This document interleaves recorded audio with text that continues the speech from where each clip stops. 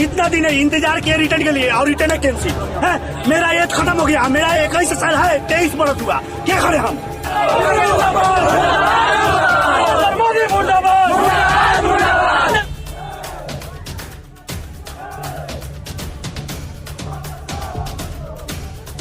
भारत सरकार ने हमसे हमारे आगे हाथ जोड़ जोड़कर 1 रैंक 1 पेंशन के नाम पर वोट मांगा था और आज नो रैंक नो पेंशन का ड्रामा बनाकर हम युवाओं को बेरोजगारी में धकेल दिया है। हम ये तानाशाही नहीं सहेंगे।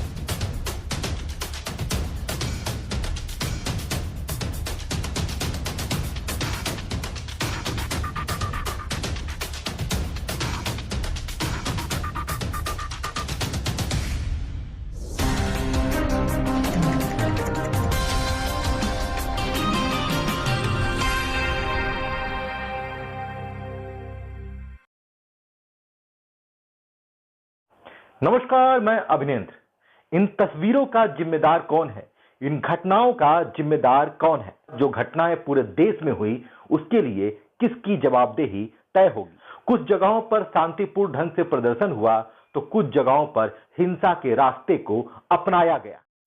सेना में भर्ती की तैयारी करने वाले नौजवानों में अग्निपथ योजना को लेकर नाराजगी बढ़ने लगी है। सोमवार को इस योजना का ऐलान हुआ था कि सैनिक अब अग्निवीर कहे जाएंगे। इस योजना में 4 साल के लिए भर्ती होगी।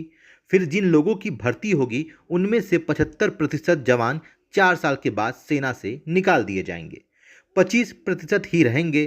केंद्र सरकार के इस फैसले से नाराज युवाओं ने कई जगहों पर जमकर प्रदर्शन किया। ये प्रदर्शन मंगलवार से शुरू होकर अब गुरुवार तक वैसे ही लगातार चल रहा है। टीओडी भारत सरकार ने जो नई एक कानूनी प्रणाली इंडियन आर्मी तीनों सेनाओं में जो लागू की है, इसका हम विरोध करते हैं। यह प्रणाली भारत सरकार में लागू नहीं होनी चाहिए। भारत सरकार ने हमसे हमारे आगे हाथ जोड़ जोड़कर 1 रैंक 1 पेंशन के नाम पर वोट मांगा था और आज नो रैंक नो पेंशन का ड्रामा बनाकर हम युवाओं को बेरोजगारी में धकेल दिया है। हम ये तानाशाही नहीं सहेंगे। आपकी मांग पूरी नहीं होती है तो क्या करेंगे? हम जान दे देंगे, दिल्ली तक जाएंगे, जान दे देंगे अगर नहीं पहन तो अपनी जान करेंगे। हम सब यहाँ जिंदा लाश खड़े हुए हैं। हमारे ही दोस्त 62 जो आज तक अब तक जो हमें पता चली है 62 लोगों ने फांसी लगा ली है। अर्थी दो या वर्दी दो, वर्दी दो। और दूसरी बात, हमारी अगर नहीं बात माने हम यहाँ से रोड से उठाएंगे नहीं, चाहे आज हटाओ चाहे कल हम जाएंगे। हम मरे हुए समान हैं। हमारी सांसें छीन ली गई हैं। छीन लो सांसें हमारी, फिर भी जिंदा है। भारत सरकार के इस फैसले पर हम शर्मिंदा हैं। पश्चिमी उत्तर प्रदेश में युवाओं ने जमकर प्रदर्शन किया। सैकड़ों की संख्या में युवा सुबह से ही प्रदर्शन कर रहे थे। वहीं बिहार में प्रदर्शन के दौरान युवाओं ने ट्रेन की बोगी में आग लगा दिया। अब तक करीब 28 ट्रेनों का परिचालन प्रभावित हुआ है। इनमें जहानाबाद में 5, बक्सर में 1, आरा में 2, बड़ौदा में 1, नवादा में 1, सहरसा में 10, ऐसे ही कई जगहों पर ट्रेनों का परिचालन प्रभावित हुआ है। दिन इंतजार किया रिटर्न के लिए और रिटर्न कैंसिल है। मेरा एज खत्म हो गया, मेरा 21 साल है, 23 बरस हुआ, क्या करें हम।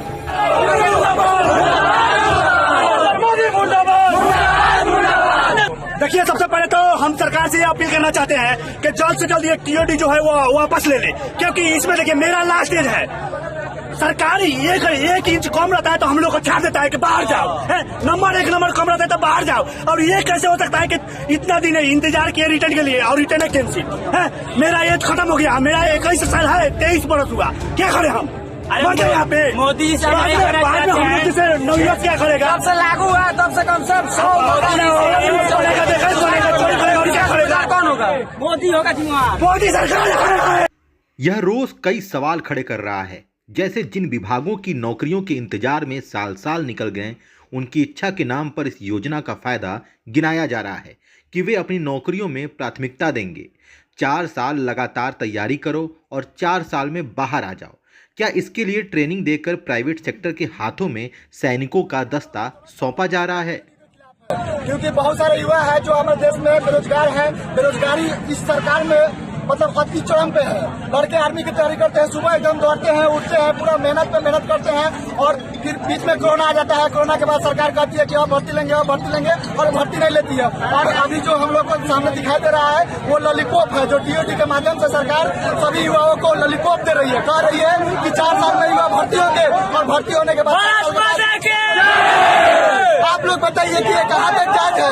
नेता जो भी सांसद, जो भी हमारे विधायक होते हैं, एक बार वो सांसद या विधायक बनते हैं तो उनको आजीवन पेंशन मिलता है। और जबकि हमारे जो देश के जवान है, जो भारत माता की रक्षा करते हैं, शहीद होते हैं, अपने मुल्क के लिए जीना मरना एकदम पसंद करते हैं, एकदम मतलब कि जी जान देने के लिए हाजिर रहते हैं।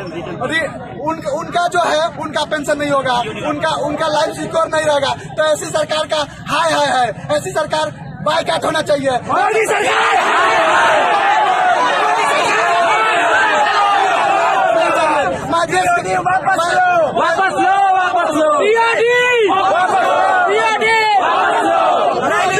वापस करो। हम युवाओं की तरफ से ये अपील करते हैं कि सरकार जल्दी से जल्दी चीजें को वापस ले ले और हमारी जो मांगे हैं कि जो पिछली जो भर्ती हुई है उसका एग्जाम जल्दी से जल्दी कराए। ठीक है, 2 साल जो खत्म हो गया है कोरोना काल में, वो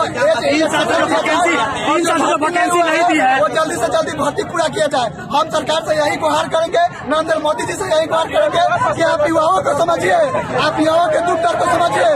नहीं तो जिस युवा ने आपको वहाँ तक पहुँचाया है वही युवा आपको। अग्निपथ योजना के विरोध में युवाओं का आक्रोश देखकर क्या सरकार कुछ अहम कदम उठाएगी या इस योजना को सही साबित करने के लिए कुछ नई कहानियां मीडिया में सामने आएंगी?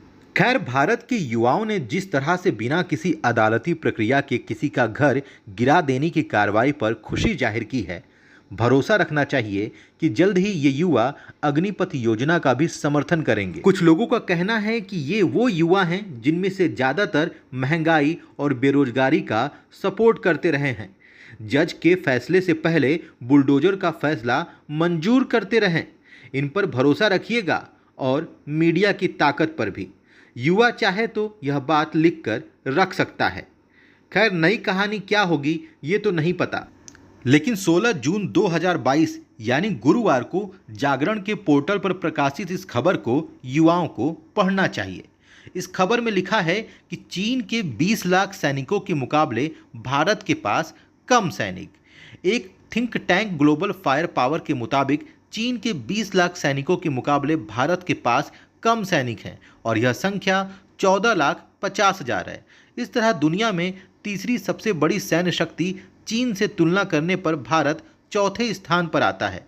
शायद यही वजह है कि हमारी सरकार अग्निपथ जैसी योजना के जरिए इस अंतर को कम करने की कोशिश कर रही है, ताकि पड़ोसी देश से कोई चुनौती मिलने पर उसका माकूल जवाब दिया जा सके। अब सड़कों पर प्रदर्शन करने वाले और ट्रेन की बोगियों में आग लगाने वाले इन युवाओं के विरोध को यह खबर सपोर्ट में बदलता है या नहीं, यह तो देखने वाली बात होगी। लेकिन इन युवाओं को गूगल पर यह भी सर्च कर लेना चाहिए कि चीन में सैन्य भर्ती की प्रक्रिया क्या है। चीन में पहले युवाओं को देशभक्ति का पाठ पढ़ाया जाता है, देश सेवा के लिए प्रेरित किया जाता है और देशभक्ति के नाम पर उन्हें सेना में भर्ती किया जाता है। जब एक बार वो सेना में यानी फौज में भर्ती हो जाते हैं तो उनके लिए फौज छोड़ना आसान नहीं होता है, क्योंकि यदि वो अपने मन से फौज छोड़ देंगे तो उन पर कई तरह के जुर्माने लगाए जाते हैं, संपत्ति के खरीद पर रोक लगा दिया जाता है, कर्ज नहीं मिलता है, बीमा नहीं मिलता है, नया बिजनेस भी शुरू नहीं कर पाते और उच्च शिक्षा के लिए दाखिला भी नहीं ले पाते। शायद यही वजह है कि चीन की सेना में करीब 20 लाख सैनिक शामिल हैं। यदि आप किसी बात से नाराज हैं तो आप प्रशासन से अनुमति लेकर शांतिपूर्ण ढंग से प्रदर्शन कर सकते हैं, सरकार से मांग कर सकते हैं, अपनी मांगों को सरकार तक पहुंचा सकते हैं। इस रिपोर्ट के अंत में मैं बस इतना ही कहूंगा कि हिंसा किसी भी समस्या का समाधान नहीं है। आप जागरूक बने, सतर्क रहें। अन्य महत्वपूर्ण खबरों के साथ आपके बीच फिर हाजिर होंगे। तब तक के लिए धन्यवाद।